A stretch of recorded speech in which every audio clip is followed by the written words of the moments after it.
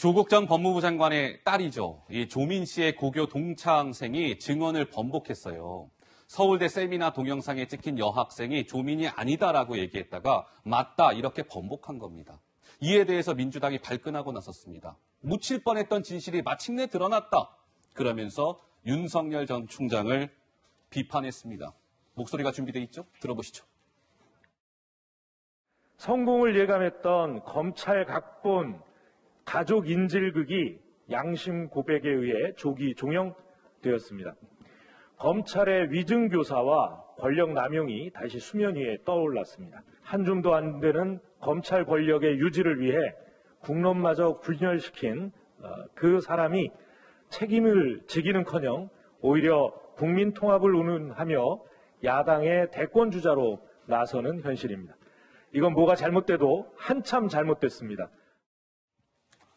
네, 이낙연 전 대표는 조국 가족 기소하려 위증을 강요했다. 김두관 의원은 반인륜 가족 파괴범으로 규정을 했다. 정세균 전 총리는 범죄를 덮는 정치 검찰총장이다라고 하면서 일제히 윤석열 전 검찰총장을 겨냥하고 나섰습니다. 어떻습니까? 유 교수, 이 민주당 후보들이 윤석열 총장을 공격했는데요. 저 조민 씨의 동창생이 진술 번복한 게 윤 총장이 저렇게 책임져야 되는 사안입니까? 너무 저쪽 민주당 진영에서 오버하고 있는 겁니까? 어떻습니까? 그러니까 이제 조국 윤석열 전 총장이 이렇게 고공행진을 하고 있는 가장 중요한 이유는 살아있는 권력하고 확실하게 붙었다는 거 아니겠어요? 결국 예. 문재인 대통령하고 확실하게 대결했다라는 거예요. 그 속에서 이제 안티 문재인 지지층들이 이제 열광하고 하는 것인데 거기에 가장 핵심적인 사건이 결국 조국 전 장관에 대한 수사입니다. 당시에 검찰총장이 있을 때 예. 그러면서 상당히 엄청난 인력을 들여서 조국 전 장관에 대한 수사를 한 거 아닙니까? 근데 이번에 법정에서 나온 것이 장모 씨라는 사람이 11차례나 검찰에 불려가고 그리고 1심에 했던 증언을 다시 2심에서 번복했단 말이죠. 예. 조민 씨가 맞다라고 했단 말이죠. 이런 부분들은 결국은 검찰의 무리한 수사, 또 윤석열 전 총장이 당시 검찰총장으로서 조국 전 장관을 잡으려고 하는 뭔가 정치적 의도가 있었던 거 아니냐. 그 속에서 윤석열 전 총장의 문제가 드러났다 하면서 정치적인 공격들이 이루어지는 것이죠. 그런데 앞으로는 아마 제 생각에도 윤석열 전 총장은 저는 여러 가지 문제가 나타날 거예요. 저는 검증들이 이루어질 것이고 과연 검찰총장 할 때 정말 살아있는 권력과 한 것이냐 아니면 자기의 정치적 의도 아니면 검찰을 지키기 위한 검찰 집단주의에 입각해서 검찰 기득권을 지키기 위한 것이냐.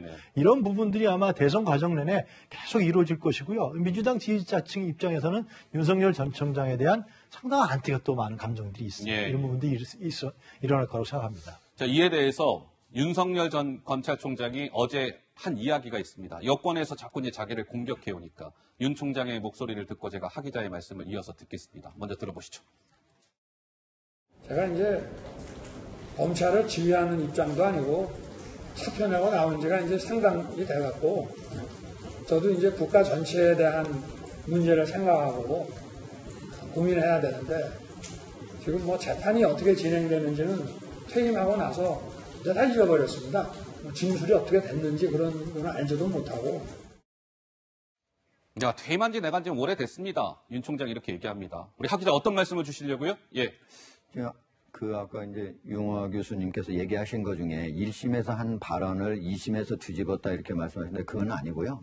2심에서 뒤집은 게 아니고 법정에서 자기가 페이스북에다가 내가 1심에서 이렇게 증언을 했는데 사실은 내가 보복심에서 이렇게 했다고 페이스북에 올려놓은 거예요. 근데 왜 자기가 진술을 바꿨는지에 대해서는 정확히 얘기를 안 했어요. 근데 이게 이제 이걸 가지고 지금 더불어민주당의 여러 후보들이 많은 지금 윤석열 검찰총장이 공격하고 있어요. 잘못했다라고 막 공격을 해야 되는 거 아닙니까? 심지어 가족 인질극이라고 하고 강요를 했다, 진술을 강요했다 이렇게 얘기하는데 이게 어떤 거냐면 서울대에 법대가 있잖아요. 거기 공익인권법센터가 있어요. 있죠. 거기에서 원래는 2주간 인턴을 해야 되는 거예요.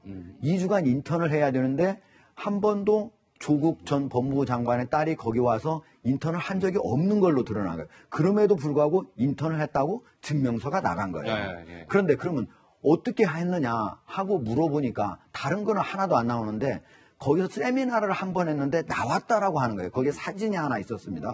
사진이 있었는데 그동안에는 이 장모 씨라고 하는 사람이 그 사진을 보니까 나는 이거는 조국 전 장관의 딸 조민 씨가 아니다. 라고 해요. 왜? 거기에 보면은 옷 입은 교복이 예. 그 학교의 한영외교의 교복, 당시에 입었던 학교의 교복하고 다른 거예요. 네네. 그래서 아니다라고 얘기를 했던 거예요. 그런데 지금 이제 페이스북에서는 다시 맞다라고 했는데 왜 그거를 그러면 그 교복은 그러면 과연 한영위구의 것인지 왜 진술을 바꿨는지 페이스북에서 이런 것들이 나중에 나와야 되는데 알겠습니다. 이것만 가지고 마치 전체가 뒤집어진 것처럼 지금 이것이 그리고 윤석열 검찰총장의 책임다 이렇게 얘기하는 건 전혀 사실관계하고 맞지 않다. 예. 첫 번째 장 씨가 왜 뒤집었는지 그리고 알겠습니다. 거기에서 왜 그 사람이 맞다고 지금 하게 되는 근거는 무엇인지를 먼저 밝히고 설령 그게 맞다고 할지라도 전체 인턴십을 부정하게 발급하는 거는 하등의 상관이 없다라는 걸 다시 한번 확인해 드립니다. 예. 하 기자 말씀을 끝으로 이번 주제 정리하도록 하고요. 어쨌든 윤석열 전 총장을 둘러싼 여당과 윤 총장 간의 공방은 좀 당분간 이어지지 않을까 싶습니다.